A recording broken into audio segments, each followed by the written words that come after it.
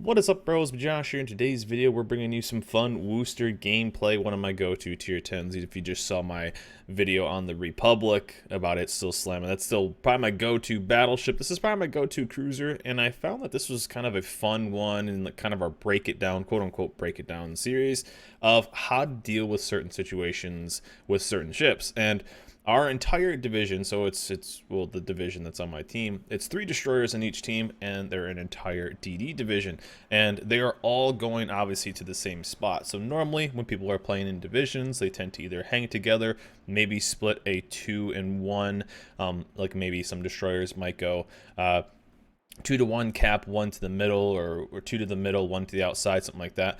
But sometimes they all go to the same spot. So the Worcester deals with this kind of situation pretty effectively, and we actually got probably the best spawn we can get here. This is actually a really good map for the Worcester because there's so many spots to kind of hide. But you have to play it a certain way, and it's not an offensive, but kind of a defensive spot. And so we're going to be using our radar, and we'll be using our sonar. But with the islands that are around the B and C cap on this map, it's very easy to kind of hold down an entire area, and if someone wants to push into a Worcester's DPM, they can. It's going to hurt though. So you can see how we kind of hold this down and really kind of do a destroyer's job as a cruiser, which is one of the reasons why I love this ship. It's able to kind of take advantage of some mistakes that maybe a red destroyer does, and able to also pump out a ton of damage, which you'll see us do.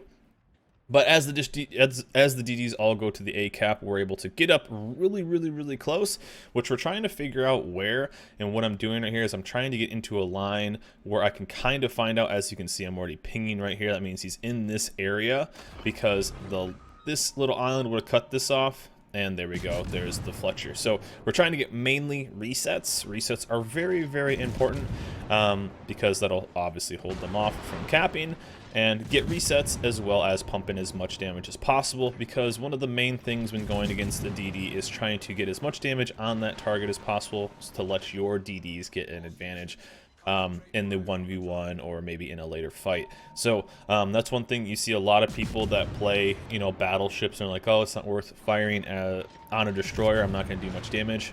Even if you take off 1,000 or 2,000 life, as you saw, that Fletcher only had 17k. That 17k could help maybe one of your other DDs when they fight later, if you take off 1 or 2,000. And we were able to actually take off 7,100 on that. So he's chilling at around 10,000 HP, which is very doable even if one of our DDs is half life. So it's always worth pumping in a little bit of damage. DD damage goes a long ways. Fletcher obviously doesn't have a heal, and here we go. We get to be a Worcester in a good situation. So this is the type of ship that it rewards good positioning, and as you see, we have held this down, but we're doing multiple things at once right now. So we've used our radar, we've pushed the DD back, we've done damage to the DD, and we're pushing another cruiser back. But look at kind of what we're holding down here.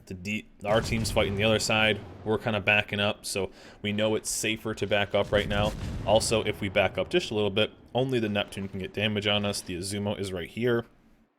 We're trying to see where the DD is going. So if I get spotted, the DD is probably going to be over in this area.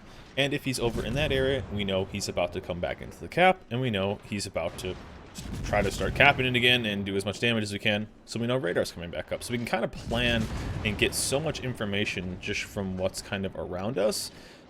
But the bummer is, since we have no DD, we are kind of lack of spotting. So again, trying to figure out, and he was able to take down the Neptune, which is kind of nice. And there's the DD back in. So we knew we were spotted. We knew it was pushing back in, and now we get to kind of just wait, hang for a little bit. He's most likely in his smoke. We'll pop Hydro for the torps and slowly hold on. But as you see, we're holding off all these ships. There's the Repub, there's the Azumo, there's the other Worcester. Then now we have the Fletcher. So Fletcher's getting pushed up. He's doing that. Always a good thing to hopefully judge where the DD is going. And if you've ever played a DD when within 8 kilometers, 9 kilometers of a Worcester, you know it's a pretty bad time. You're going to be taking damage regardless, except we got some pretty not good dispersion, and I missed a couple salvos too, so you can only blame the ship so much. But still, you get the shots on target, and you're able to really start chunking down. That rate of fire is pretty nasty, and it is definitely, this is why I love the ship so much. End up getting an unlucky detonation. I'm not really the biggest fan of that mechanic. I think I would just rather probably killed him on the next salvo, but hey, we got the detonation. Also, we are using an offensive, or kind of not really an offensive, but a informational radar right here. So I wanted to see one where the repub, because we hadn't seen the repub or the Worcester. I wanted to see where the repub was moving, and I wanted to see where the Worcester was. So we're going to pump in a little bit more damage on the Suzumo, and then our main target is stopping the push from this Republic. The reason being is if this Republic pushes through, pretty much, I think it's a stock NorCal, a Richelieu, a Hipper, Izumo, and then me. None of us are going to be tanking that much, and he's going to absolutely wreck us. Secondary is going off. You'll be able to, like, 3 or 1v3 a bunch of ships over here, and we're actually losing some ships on the other side. So kind of doing as much damage as we can right here, and then hopefully stopping this push. So if the Republic pushes through, we're in a tough spot. If we can stop the push, then we are in a pretty decent spot because he's stuck there, and then that'll allow both our Jutland and the Mogador to rotate over to the middle and then torp the ever-living crap out of them. But we also have another island in the middle that we can use as our advantage. Our Richelieu is going down. And again, still trying to pump damage in. A Worcester versus Worcester, it's a pretty nasty fight, but we are in a little bit better spot. And also our North Carolina is sitting there broadside, and our Izumo is sitting there against the blue line. So we're not getting too much support from our friends right here, and they are just going to chill. So again, I'm mainly going to just stop. We got a fire on the Worcester, which is always good, but I kind of have to let these guys go. I can't spend too much time. I got to start focusing on this repub because he's also pumping in damage on the other side of the map, which I also need to protect. So again, in this one spot, we're able to do so much from just this one ship. We're holding down a bunch of areas. They still haven't, we're almost 8 minutes in to the game. They still haven't capped C cap, and now they have a repub that is stuck in B cap. So if you've ever played the repub, it is a type of ship that pumps out a lot of damage, but also has trouble taking damage because of the type of plating. And inertia fused out, Worcester is going to absolutely melt this thing. So again, we're using that cover. Again, we stopped the DD from pushing across. Our range isn't anything too crazy, and this repub is in a really bad spot. And if we take the repub out, we can get B cap back, as well as start pumping in some damage on the Izumo, as well as finishing off the Worcester. Then we basically have a GG. So from this one spot, we were able to really hold down, and we popped the radar right here. And it's pretty nutty how much this Worcester can do with AP. You'll see us switch over right here. We got our fire. Normally what I try to do is get a fire on the ship and then switch to AP. And even with our 4K salvos, pretty nuts. This is the downside of the repub. It just takes so much damage from small shells, the big shells. It has a tough time dealing with a lot of damage because it just doesn't tank super well. But it does pump out. I guess that's the trade-off with the ship. So we're switching back to HE. Our Hipper is pushing in. He wants to have a little bit of fun, I guess. And I don't even know if his torps reach. I can't remember. But again, we're just trying to stay alive. NorCal goes down. I think our NorCal was sitting broadside.